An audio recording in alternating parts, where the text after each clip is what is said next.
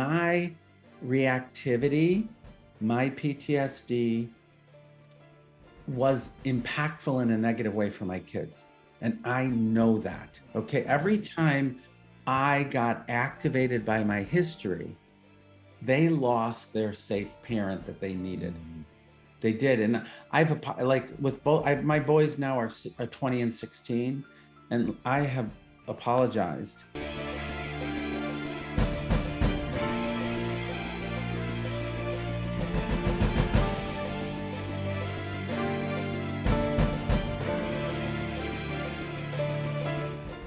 So Frank, so excited to have you on the show today. And I'm curious, why this book at this time, To Be Loved? Why did you bring this forward?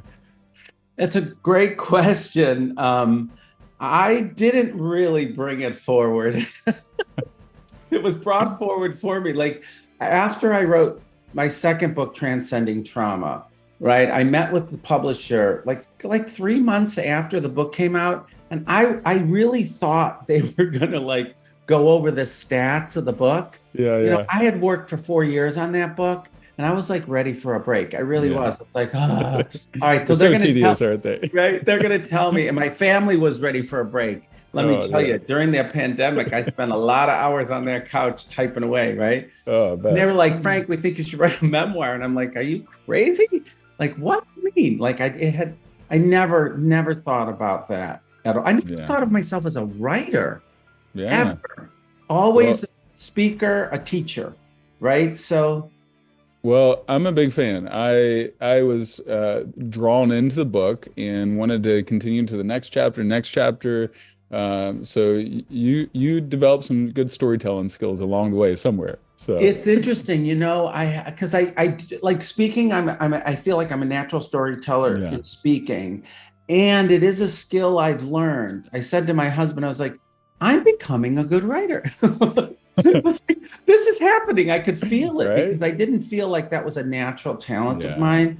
But you know, you write 3 books now, and you learn how to write, right? You learn how to write. So, and I did love writing non-technical things. I have to say that was really great. It was like, this is about my view, my perspective, not about what has to be scientifically accurate and correct. You know what I mean? Exactly. So it was awesome. I mean, it was awesome, and it was incredibly healing in a way that I would have never figured out. I've been in therapy forever, but to heal so much through writing was such a shock for me. Yeah, that's what I was curious about for you, is like with the trauma that you endured. I felt, I was sensing that as you were writing the book, it was like almost anchoring in that I have healed, I've moved in this, I've transformed, and I'm past this trauma that I went through as a kid. Well, you know, in the book, so it's interesting that you say that. I thought before, when I started writing this book, that I had healed. Like I really had this belief system, like, hey, you're good.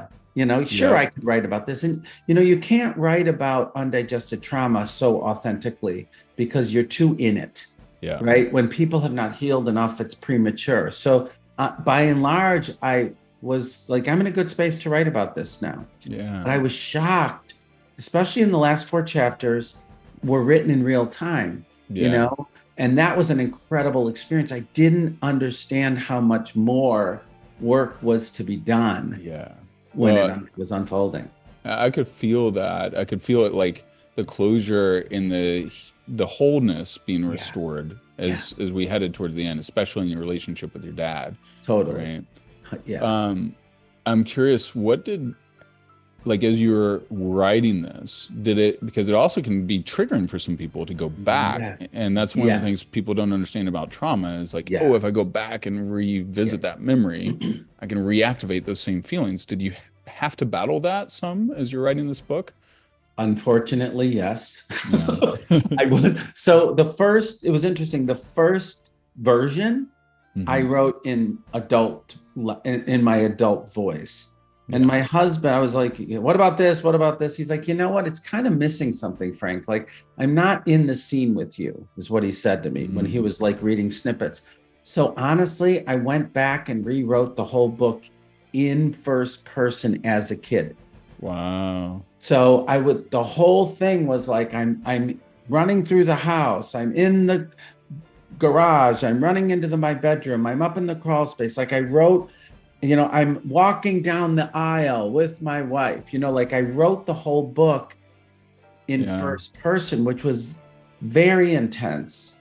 And it was a version of reliving that wasn't great, but I feel like it brought people in with me, right? Yeah. And so then the third version was a combination of both. Yeah. You know what I mean? But that was very, I did, to know how to heal trauma, reliving isn't useful. Yeah. We know that from a therapy perspective, but I don't regret reliving it from the storytelling perspective, because I do think there was an immediacy that is impactful from a story perspective, which is different than healing. If I was not healed as much as I was, it would have been worse, but it was still pretty intense. Yeah. Let me ask you this too. When, I read your journey and have studied and researched you a little bit more as well. And I'm curious, for the listeners in the audience, like what drew you into this quest to understand trauma and to understand psychology? What drew you into this massive undertaking that has now defined your life in a lot of regards? It's a good question. I sometimes I'll say my brother, like I became a trauma expert. My brother became an avid hunter. Okay. He kind of kills anything that he can with a gun that's legal. Let me say that. Right. And I think, and now, honestly, Mike, I can say I'm great. I am truly grateful for my dad and my mom, because I would not be here today without them. Like, I kind of feel like I chose this family, it's my belief system, to learn about trauma firsthand and to be able to teach people about it. So I don't know. I had this constant striving for better, even as a kid. I call it resilience, but I don't know all of what goes into resilience, to tell you the truth, because it's complicated. But I've always wanted to be better and do better, be better and do better. Some of it was to be loved, like the title of the book. Yeah, honestly. And I think it's so interesting how you went deep into the psyche of your innate quest, but I think it resonates, and I think your book's going to resonate with so many people, where that deep yearning that we have to be loved, as you say. That's right. And one distinction that I picked up, I loved how you talked about your journey towards self-love and truly knowing yourself. And and that was it. And I'm curious, how does someone finally arrive at self-love? And why is that so important? And why is it so hard for us to get there too? I'm curious. That's it's great. You're asking great questions. I appreciate the thoughtfulness and kind of what you've put into this, because you're like zooming right in on these really kind of powerful learnings for me, honestly. Like, self-love took me a long ass time. I will say that. Like, probably, honestly, 3 years ago is when I truly felt self-love. I was striving to be loved all my life relative to my father. I didn't even really know that was going on. All the A's that I was getting into Harvard, all of the success was all driven by this desire to be loved, right? Because I never felt loved by my dad. I never did. Most of my life I hated him and felt hated by him. So for me, there was something in wanting to be loved externally first. I ended up liking myself and feeling good about myself. Like, I was doing good things. I was helping people. I felt good about myself for a long time. But it wasn't until, and I can get teary about this, like just thinking about the moments when I felt love from him for the first time, right? That that opened the door for me to truly feel love for me. You know, it's like, I do think for kids, it has to come from the outside first before we can feel it inside. That was my personal experience. So once I felt love from him, I was able to truly feel love for myself. But the thing that shocked the hell out of me was I couldn't feel love for myself until I acknowledged what I had done harmfully. Wow. So I was not expecting that. Like, you know, once I felt love from my dad, I felt his humanity, the good and bad in him. And then it opened the door for me to feel the good and bad in me. And I was not expecting that at all. Yeah. And I'm curious, how did your identity shift as you started experiencing self-love? And then how did it shift how you relate with others?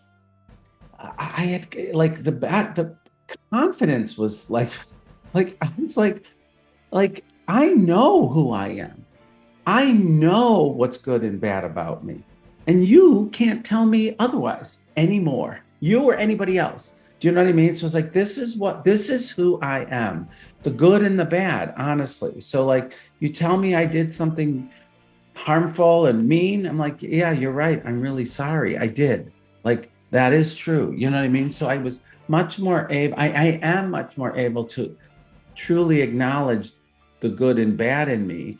And so if somebody says something about me that isn't authentic and isn't true, I don't take it on anymore. My identity is much more solid. It's like, this is who I am, both the good and the bad, like I said. So I own the good. You know, people used to say, oh my gosh, you're so smart. I was like, yeah. I push it away. Like, was afraid of too much attention because my dad was so critical. Like, I'd always downplay my successes as well as downplay my faults. It was like both of them I shut down. Now I'm like, yeah, I am a nice person. Yes, I am smart. That's true. Am I the smartest person in the world? No, and I don't need to be. You know, so I'm more accurate in an honest way about both the good and the bad. And I'm curious, why is that so important for us as leaders to get to self-love? Yeah, I think, and you know, I'm going to do everything in my power to lead through self-love, because I think that is the best way to lead. A lot of people talk about power and having hard conversations and standing up to people. Like, there's different ways to lead. You know, sometimes you need to just be a disruptor in order to be a leader. Like, I hear all this stuff around leaders. I'm holding the most effective way to lead is through love and compassion. You know, even your enemies. And I've had this happen. I've had a couple people, leaders in the field, not be so nice to me. And the response is to stand up and fight back. I'm not doing that. I'm like, I'm going to lead with love. Love that. And when you get to that point of self-love, is that when you know, is your identity feel like rock solid and you're just like, hey, I'm not deterred. And you feel probably more whole, I'm guessing. And the reason I ask that is I'm almost there. I don't think I'm all the way there yet at that deep levels of self-love. Yes. I'm working towards it. But right. Yeah. I'm not there either. I don't think anybody's ever fully there. Like, it feels powerful to love someone who's harmful to you. Like, there's power in that. Like, I've risen above it so that I can love you even if you've been mean or nasty to me. Like, that is powerful. I'll just say that. I'm not there 100% either. I don't think anybody ever is. I was on a call a couple weeks ago with a kind of a big Hollywood type, and boy, did I lose my center. And I was like, I watched myself. I was like, why are you proving yourself here, Frank? You don't need to prove yourself. What the hell are you doing this for? So I saw myself lose my center in this call with him, you know? So I don't know that I'm going to be there 100% of the time either, but I recovered quicker. I was able to get back to center faster. Do you know what I mean? I don't think trauma is ever 100% healed. And I don't think we're ever 100% in self-love either. I think we move in and out, right? Yeah. That's my sense. I like that distinction. I would resonate with that. And then I'm curious, like, how did you know that you had trauma? And how does one recognize trauma or PTSD? And then how does it affect the people that they're close to, like your partners and people in relationship? You know, and I asked, you know, as I was going through it with my wife, and she's a 3-time suicide survivor, and we had massive levels of trauma that were activated from very abusive childhood. But I'm curious, I didn't recognize it. It took me 1.5 years. I'm like, what the heck's going on here? But how do you pick up on the patterns of that? It's a good question, because it's very hard to recognize, especially for children, because you grow up, this is your normal. You have no frame of reference that it's abnormal. It's what you know, it's what you grew up in. So most kids don't recognize it as such. They just don't.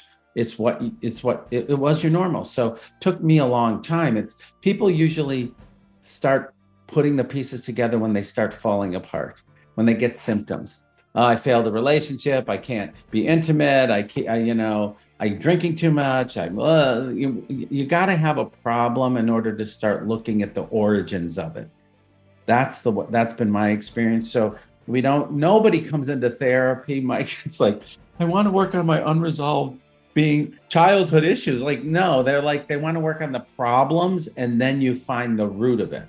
So it wasn't until I was in my residency in psychiatry, because I was so overwhelmed by working with clients that had trauma histories, it totally overwhelmed me that I started seeing my own trauma history. So I was adult, you know. And was that when you were working with Bessel van der Kolk? Yep, that's exactly right. And I'm curious, you know, he wrote The Body Keeps the Score, amazing book. What did you pick up? And I think as I was reading about your journey with him, and even like PTSD wasn't even diagnosed until 1983, if I remember correctly. Yeah.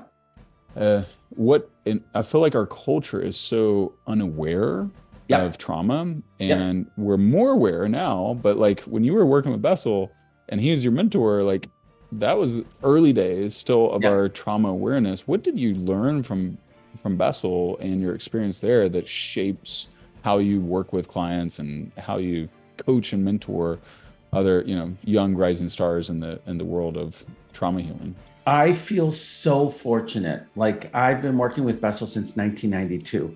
Honestly, I've stumbled upon him because his trauma center was at my residency training program. So I was lucky enough to have that connection, you know, and I learned everything I know about trauma from Bessel from the beginning, you know, and he is a disruptor. Like, he's, you know, Judy Herman, for those people who know her, you know, Judy Herman was in Cambridge, Bessel was in Boston, and they were these two like founders of trauma as we know it. And I, you know, my best friend Amy worked with Judy Herman and I worked with Bessel, and it was like, I was so fortunate. I grew up with all like Janina Fisher, Pat Ogden, Gabor Mate, Stephen Porges. Like, I knew these are my friends. I was so lucky to grow up when trauma, like Bessel had to fight to bring trauma to the forefront. He really did. He was a disruptor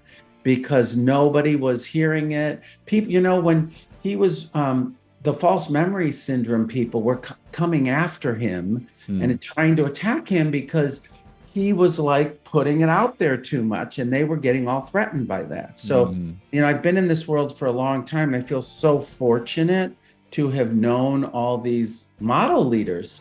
Really, you know, it's been really great. So I've learned everything from them. And it's interesting it's interesting to be full cycle. Now I'm mentoring people. I was like, all right, Frank, it's your time right? Now I have all these people coming up. They're like, "Oh my gosh, you know Stephen Porges, Dan Siegel, you are friends. Wow, you know what I mean?" So I'm at my age. It's like it's time to give back. It's one of the reasons I started the Trauma Institute. You still look really young, so I don't know the. Everybody says this. I'm 60 years old. You're 60. I'm 60 years old, and I don't look 60. I know that. You got some Asian genes in those Italian genes? I don't know. You know what? It's healing. Yeah. That's what I think. That's true. I really do. Like my husband gets pissed at my Italian genes. He's like, you damn Italians look so young. And I'm sure that's something to do with it. But I do feel healing. Trauma energy is oppressive. 100%. And so the more I release it, the better I feel and the younger I look. I think. I mean, I don't know what else to say. Well, the metaphor I've been using when I explain with some of the leaders that I work with that have some PTSD, it's like, it's almost like your nervous system is working twice as hard because 100%. It's working in the background of the hypervigilance and all that. Yeah. And then I've read research that shows you're 226% more likely to get an autoimmune disease if you have active PTSD. Yes. And I'm curious, how have you seen it show up? Like, why is it so important to heal your trauma, to become aware of it, to heal it, to move through it? And I felt like you believed that while no one's ever 100% totally healed, but you can get to a state where you feel healed. Yeah, that's exactly. Versus some people are like, you can just treat and manage the symptoms. And I was like, when my wife was in the depression battle, I'm like, I'm not accepting that. My daughter has to have her mom. Yeah, we're gonna find a solution. That's kind of how it felt. You're right. I am a big fan of healing. I'm a big fan of healing. I'm a big fan of releasing the energy that doesn't belong to you and doesn't serve you. So good. Greater good. Right. And so I'm constantly striving for healing, not managing. Correct. Our instinct is push it away and repress it, push it down. Yeah. That's our instinct, push the pain away. And I'm saying this is hard work, but if you move toward it, you can release it. And that's what the book, one of the main purposes of the book is like, look, this is possible, people. I can do it. You can do it. I really want people to know that. And the thing you said about your wife is really important. And I feel this way too. And I feel bad about this relative to my children, because one of the biggest indicators of problems for kids is growing up with parents who are symptomatic around trauma. Okay. And that was there's a couple studies out there. I can't quote exactly who did the study now at this point, but I was very attuned to that because my reactivity, my PTSD was impactful in a negative way for my kids. And I know that. Okay. Every time I got activated by my history, they lost their safe parent that they needed. They did. And my boys now are 20 and 16, and I have apologized and taken responsibility for that. I'm like, I am so sorry. Yes. When they would fight, it freaked me out because I got so terrified of the violence, and I'm using violence in quotes because that's what got activated in me, was like, oh my God, this is violence. If I did what they're doing, I would have gotten beaten. I have to stop them from doing it. Do you know what I mean? And I lost my calm center as a parent. So that's one of the big reasons. One of the huge reasons is to heal, is to prevent the transgenerational transmission of trauma, because trauma gets passed down through generations for sure. Yeah, 100%. And my wife and I have been very conscious of that. Like, we have a 3-year-old, almost 3-year-old. And we can tell when we fight, if we fight in front of her energy, and she'll literally, 18 months old, would shout at us, stop it. Yeah. Right? Kids intuitively know because they feel the energy. They feel the energy. They do. So, I mean, repair is important, right? repair is important. You know, disruption's inevitable, but I'm going to do everything in my power to minimize it. Yeah. It's, you know, we're not going to be perfect parents. I don't think that's even the point. Yeah. Yeah, I would agree. And one of the things that I had to learn, like I was into peak performance psychology and leadership and all these other modalities that were very helpful. But when my wife was in a trauma state, I was caught off guard and I couldn't understand. It didn't meet my model. Right. And all the normal peak performance psychology stuff did not work. Yes. I was like, right. F you. That's exactly right. Yeah. And then I had to realize it's not about the mindset in those scenarios when you're dealing with real trauma and real PTSD. It's really about the nervous system and how do you rewire the nervous system.